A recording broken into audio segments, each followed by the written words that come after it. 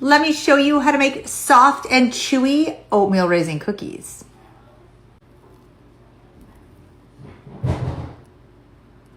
The perfect cookie.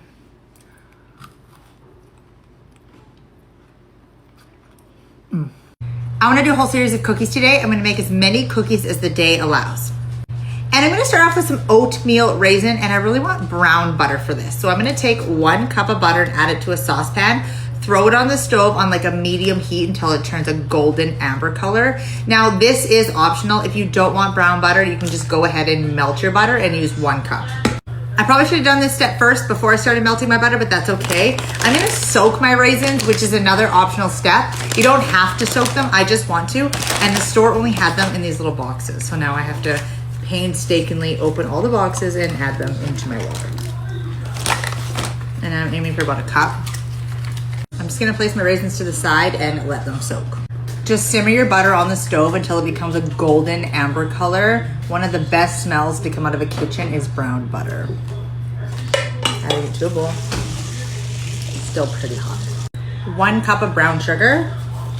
1/2 cup of white sugar. I'm gonna whisk our butter and sugar together.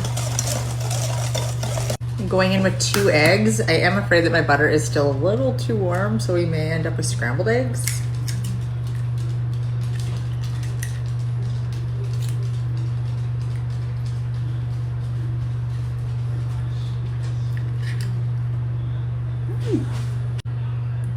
I ain't trying these ones. These ones are going straight to the neighbor's house. Yeah. Straight to the neighbor's. Now I'm thankful that my butter was a little too warm because it cooked those eggs. A couple teaspoons of vanilla. I picked up a whole bunch of farm fresh eggs and I never threw them in the fridge. Could that be the reason? Going in with 2 cups of flour. 1 teaspoon of baking soda. I don't have very much here, so I'm just gonna add it all. About 1 teaspoon of salt. About 2 teaspoons of cinnamon. They look like escargot. I drained them. I'm using the Rogers large flaked oats for this. And maybe 1 cup. I'm mixing this all together now. Using a cookie scooper, and I have no idea the size. All right.